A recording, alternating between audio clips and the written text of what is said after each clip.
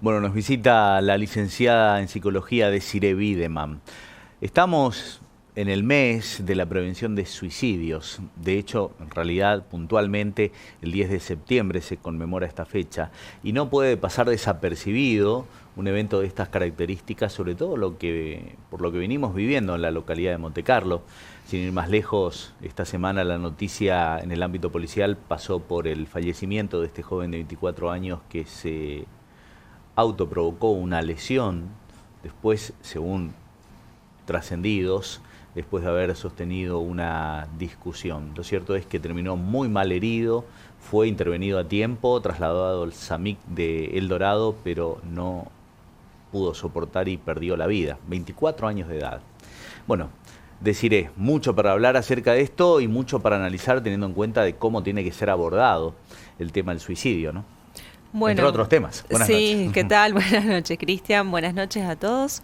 Bueno, un tema del cual no se habla mucho en cuestiones, un tema tabú socialmente hablando todavía, familiarmente aún más. Claro. Y es como que la familia no quiere ni acordarse de eso, ¿no? No es muy complicado para quien. Son temas que muchas veces no se hablan en las familias cuando hay algún miembro, algún familiar o algún conocido, alguna persona cercana que haya tenido, digamos, haya tenido una muerte con estas características.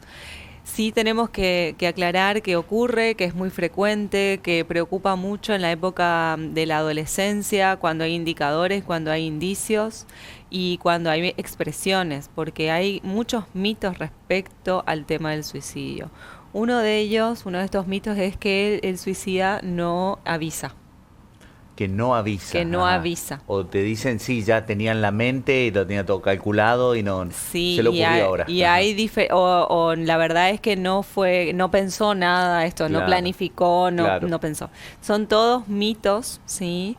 Que tienen que ver con este acto que en realidad lo que quieren, digamos, la persona que intenta suicidarse y lo logra es en realidad acabar con su vida, ¿sí? Eso es lo que buscan, pero acabar con su vida desde el espacio del sufrimiento, ¿sí? ¿Qué quiere decir? Que hay un padecimiento detrás con esto, hay un padecimiento y de ese padecimiento es el cual la persona no sabe cómo hacer para tolerar, no encuentra otra salida, quizás no recibió la ayuda que necesita en ese momento. Puede que no haya conversado sobre su padecimiento con nadie y en esas consecuencias muchas ocasiones aparece, ¿sí? La ideación suicida primero y la planificación después y el pasaje al acto, lo que llamamos nosotros pasaje al acto, digamos cuando hay ya un intento de suicidio consumado o con las características que todo eso conlleva. Es un tema muy complejo, genera mucho dolor.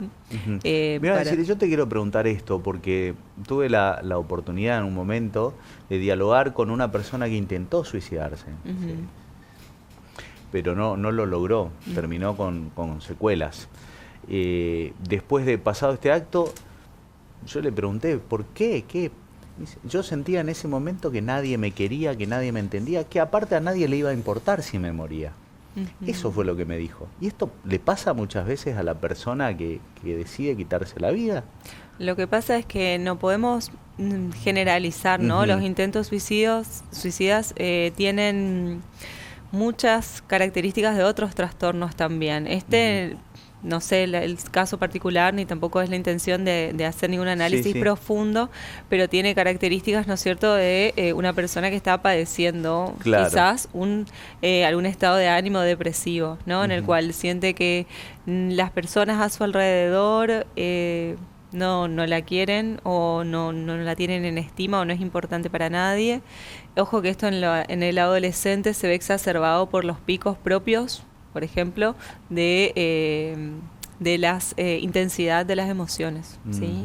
Que tienen como muchos altibajos y en esos bajos son los que nos preocupan cuando aparece en esta ideación. Pero por ejemplo, en el trastorno depresivo lo que surge es la dificultad de la persona de poder ver tanto en sí mismo como en el futuro y como en el pasado, en el presente también, en las distintas esferas que que algo pueda resultar un éxito, por ejemplo, o que pueda resultar algo beneficioso. Entonces aparecen a nivel de pensamiento muchas rumiaciones, se llaman, ¿no? Que en realidad rumiaciones se llaman. Son pensamientos negativos que uno no los puede parar. No es que uno dice yo los controlo. Claro. ¿Sí? Es como que ves todo negro. Exacto, lo que le todo llama mal. a la gente ver todo negro. Claro. Y en algunos casos lo que se ve negro es a uno mismo, Claro. primero al entorno y principalmente al futuro. O sea, no hay un proyecto de futuro, digamos, que se pueda concretar, no hay una idea de algo para hacer. Por eso la adolescencia es como más crítica, porque no tienen esta idea y no tienen la conciencia de muerte instalada. Los adultos ya sí, un poco más. Desirey, ¿puede ser que para aquella persona que está atravesando por este problema es el fin del mundo y para el otro es una tontería, olvídate de esto, como que muchas veces minimizan pero no entienden que para el otro es algo grave? Claro, lo que sucede es que en realidad los problemas que uno tiene siempre para uno son problemas, ¿no? Entonces, ¿cómo hacemos, con qué criterio medimos y decimos, no, lo tuyo no es un problema, porque en realidad el problema sería otra cosa o algo más grave?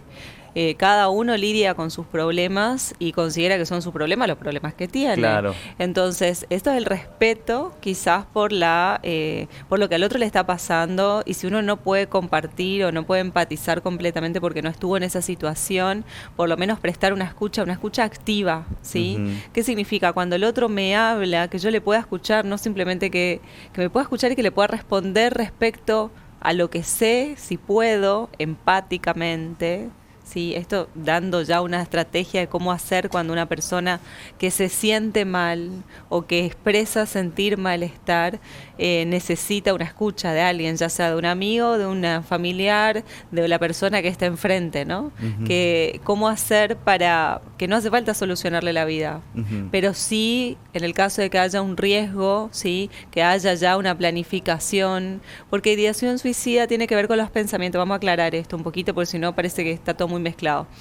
La ideación suicida tiene que ver con los pensamientos o ideas de muerte, ¿sí? Y muerte autoinfligida, estamos hablando como una posibilidad real de evitar el sufrimiento, ¿sí? Y provocarse la propia muerte. Ahora, los métodos, las formas, tienen que ver con la planificación y la estrategia y que la persona va a elegir, que generalmente tiene que ver en el cómo, cuándo, dónde, ¿sí? Claro. Y todo eso ya es un paso más allá, ¿sí? Ya es un paso más allá y es un paso a tener en cuenta para poder evaluar que acá sí ya estamos hablando de una cuestión mucho más seria y que hay un riesgo real. Entonces, ahí es donde, si estamos en esa instancia, hay que buscar ayuda. La terapia funciona, a veces hace falta algún tipo de complemento medicamentoso, entonces lo que se realiza es un acompañamiento psiquiátrico para controlar la medicación. Y acá, que esto no significa que esté desquiciada la persona. No, nada, para nada, pero a veces necesitamos medicamentos para regular nuestros estados anímicos, así como tomamos medicamentos para regular un montón de otros estados de la salud. La famosa depresión, ¿no? Depresión o estados de ansiedad extrema. La ansiedad grave también puede generar este tipo de cuestiones. En la psicosis también, o sea, todos los trastornos de la salud mental pueden llegar a generar en algún momento la intención de hacerse daño, ¿sí? Y acá hay una diferencia importante que tenemos que tener en cuenta, que no todo, porque por ahí a veces más en los adolescentes los padres van a decir, bueno, no, se autolesiona, automáticamente no todas las personas o los chicos o los adolescentes que se autolesionan tienen intentos de suicidio después. Sí, es una conducta de riesgo a tener en cuenta, ¿sí?